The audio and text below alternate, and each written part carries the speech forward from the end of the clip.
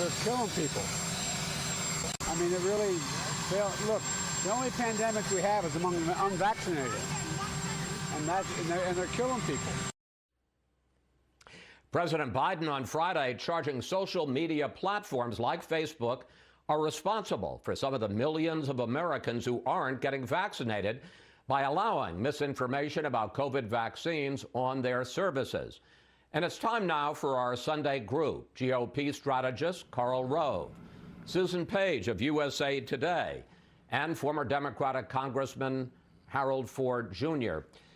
Susan, let me start with you. What do you make of this new wave of COVID cases and the fight that the administration and the president himself is engaged in with Facebook?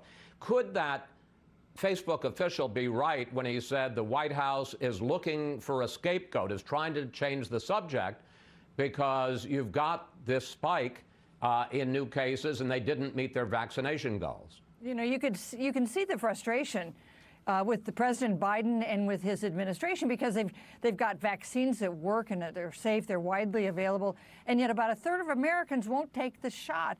And you heard in your interview with the Surgeon General, he said, I don't make laws, I don't make regulations. They also can't force Facebook to do anything. Facebook is a private company.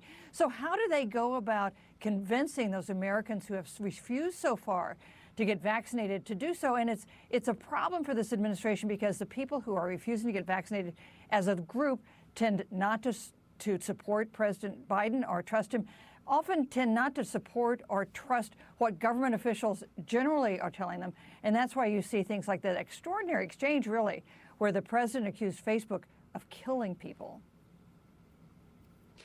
So, White House Press Secretary Jen Psaki took up this issue, this new fight this week, and pushed back on the charge that what the White House and President Biden are doing verges on censorship. Here she is. We don't take anything down. We don't block anything. Facebook and any private sector company makes decisions about what information should be on their platform. Our point is that there is information that is leading to people not taking the vaccine, and people are dying as a result.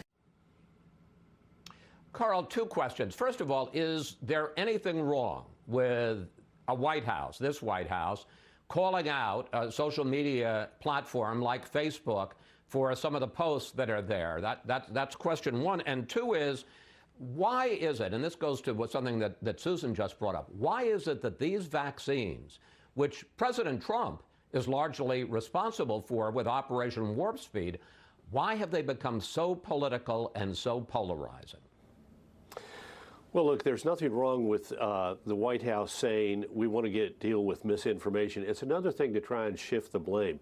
You'll notice Dr. Murphy, who's an admirable fellow, he didn't mention a single example of misinformation that was wrong. He had an opportunity to talk to a nationwide audience, and we didn't hear him say there's misinformation like this, and let me set the record straight. Nor did he refer to a website where they might have made a catalog of the misinformation and the responses. The administration needs to do more to directly attack this. And if President Biden doesn't have credibility with the people who aren't being vaccinated, find people who do. Reverend Graham, for example, might have a following among Southern white evangelicals who are overrepresented in the unvaccinated population. So the administration has dropped the ball on this. The president could go to Philadelphia and make a speech about voter integrity and make a lot of misinformation statements, but he can't be bothered to give a nationwide address on this, nor can his administration be counted upon to directly deal with this misinformation, which needs to be dealt with on a fact-by-fact basis.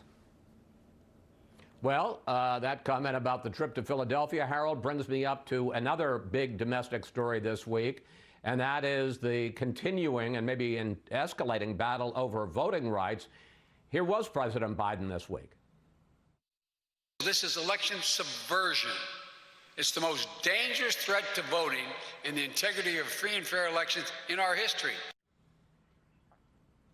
But Harold, at the same time that President Biden is saying this is the most direct threat to voting in the history of the country, he's absolutely silent about changing the filibuster, which is the reason that, because of Republican ability to continue the filibuster, that they're able to block any federal voting reforms.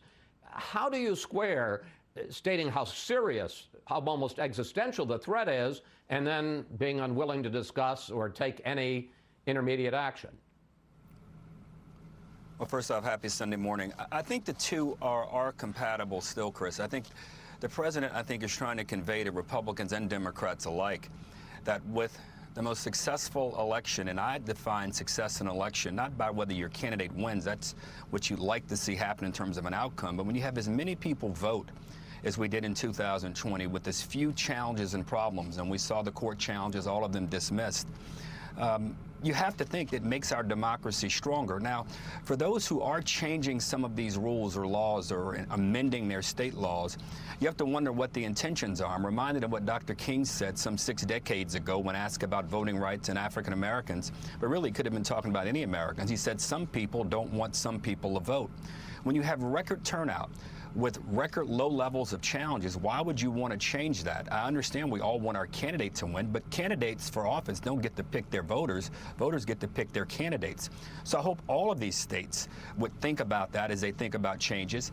And if President Biden can't persuade enough Republicans to come along with him in the Senate, maybe he will consider the filibuster change. I'm not in favor of that, but it looks as if the threat that the president believes, as grave as he thinks it is, he may be prepared to travel down that path. Karl, ground zero right now in the fight over voting restrictions is your home state of Texas. And of course, the big story there is the fact that dozens of state representatives have fled Texas, have gone to D.C., and are basically saying they're going to stay there throughout this special session into next month to block the Texas legislature from having a quorum so they can pass these new voting restrictions. My question is, on the ground there in Texas, how is this playing? Is it changing any minds, turning people either on or off the Democratic argument, or is it just mobilizing both sides and making them angrier?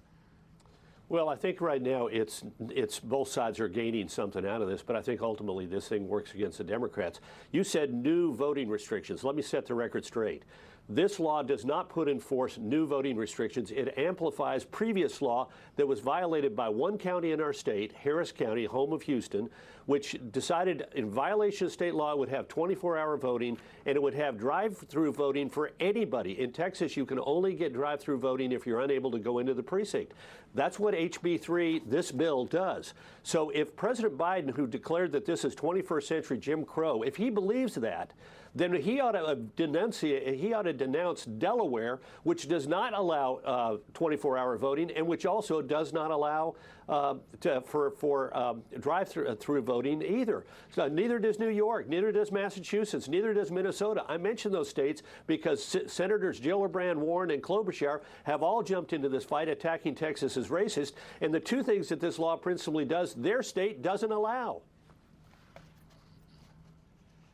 So in about 30 seconds, Susan, where do we stand here? Because red states are going to continue, you can call it new voting restrictions or reimposing what the old rules were pre-pandemic. The president can't get a federal law through because of the Republican filibuster in the Senate. The Supreme Court is upholding the law changes, the voting changes in states like Arizona. So what does Biden and the Democrats, what do they do?